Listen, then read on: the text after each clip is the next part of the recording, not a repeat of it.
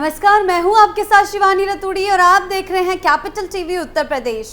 उत्तर प्रदेश ने पिछले कुछ सालों में बहुत तेजी से तरक्की की है।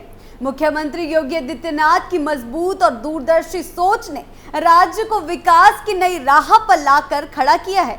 एक्सप्रेसवे, एयरपोर्ट, डिफेंस कॉरिडोर जैसे बड़े प्रोजेक्ट तेजी से पूरे हो रहे हैं। लगातार यूपी पूरे देश में सबसे ज्यादा पूंजी खर्च करने वाला राज्य बना हुआ है।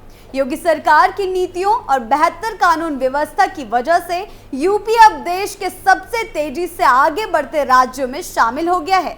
देखिए रिपोर्ट।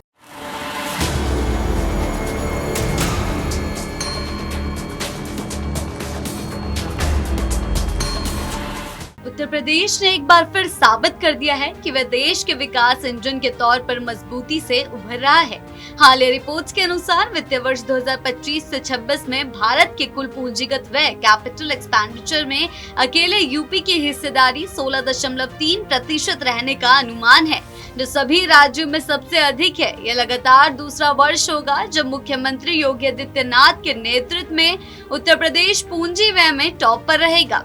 उल्लेखनीय है कि पूंजीगत व्यय का अर्थ उस धनराशि से है जो सरकारें स्थायी परिसंपत्तियों जैसे कि सड़कें और राजमार्ग, विद्यालय, अस्पताल आदि के निर्माण या अधिग्रहण पर खर्च करती हैं।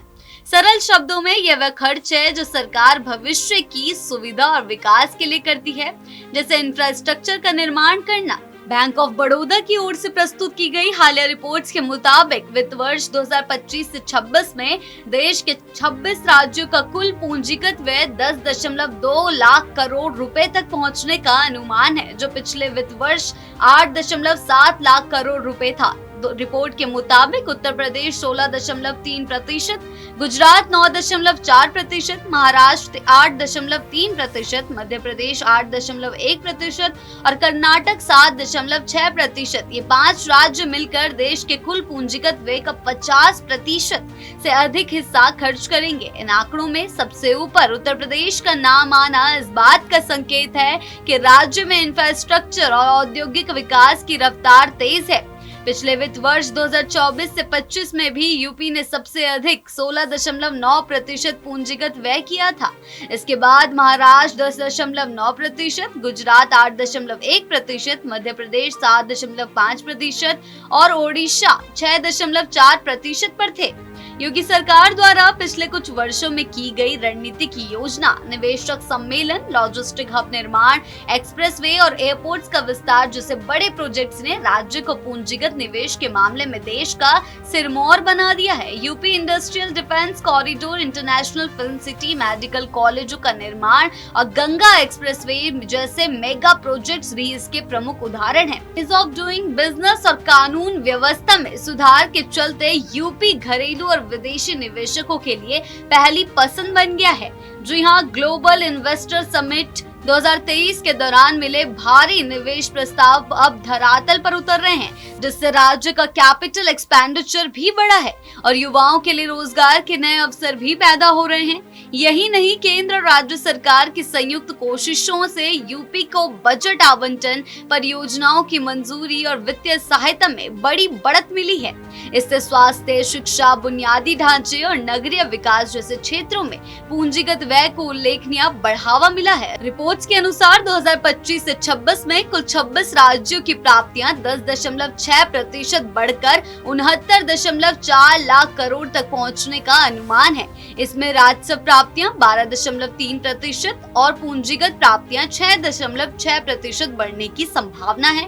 उत्तर प्रदेश यहाँ भी सबसे आगे रहेगा, जो अकेले 13.3% राजस्व का योगदान देगा। इसके बाद महाराष्ट्र 11.3%, मध्य प्रदेश, कर्नाटक और राजस्थान 5.9% प्रत्येक रहेंगे। उत्तर प्रदेश की यह उपलब्धि केवल आंकड़ों तक सीमित नहीं है, बल्कि यह दर्शाती है कि योगी सरकार विकास की नई परिभाषा गढ़ रही है। अगर यही रफ्तार बनी रही तो मुख्यमंत्री योगी आदित्यनाथ की मंशा के अनुरूप निकट भविष्य में उत्तर प्रदेश भारत के ग्रोथ इंजन के साथ साथ आर्थिक राजधानी के रूप में उभर सकता है।